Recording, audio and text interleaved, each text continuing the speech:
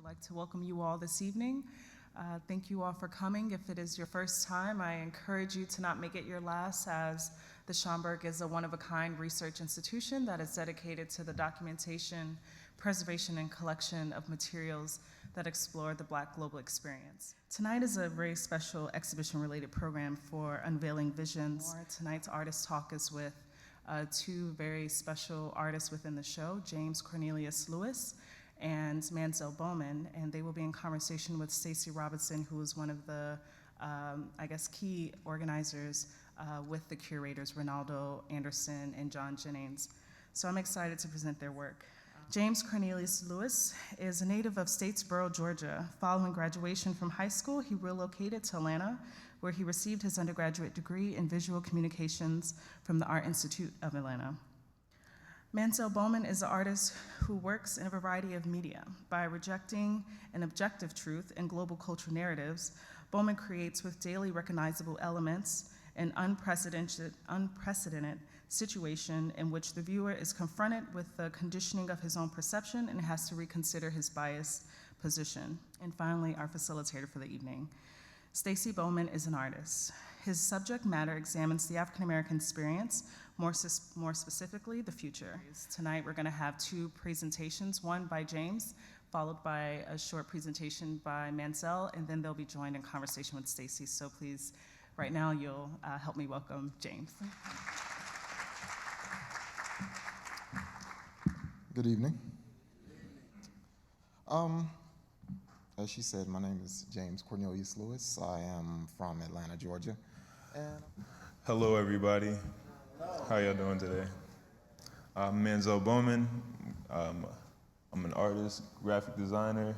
I'm just one of those people that, had I not been an art major in college, I probably would have been a history professor, because I believe in, the history of who we are. Of course, this is just a few of the African kings, and yes, there will be an African Queen series that will accompany this. I recently graduated from Hampton University, and since then, I've made artwork every day, literally.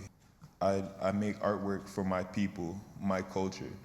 I was very just upset with the killings of our Black youth and all of the stuff that we have that's currently ongoing. So this was a series that I started to deal with issues of social and racial injustice. I am somewhere else mentally, and it shows in my artwork. This is another piece that I made recently. Actually, so every piece is recently, because a year ago I had no artwork to show anybody. And since then I've made, I want to say, near 1,500 pieces.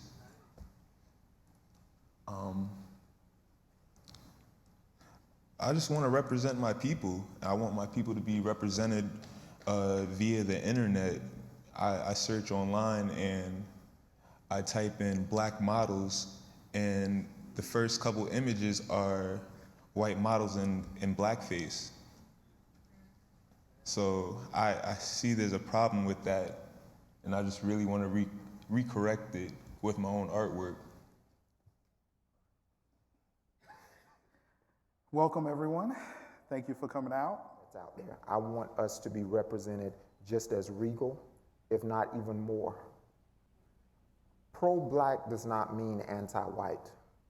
Just because I celebrate who I am does not mean that I denounce who you are. Everything is being more and more connected, and I'm still seeing these gaps. And they're in really big places like art, fashion, even along the lines of being abstract. Like, I don't see it. So I feel like it is my duty, my obligation to fill that void. Like they say, a picture is worth 1,000 words. I say a picture is worth millions of words.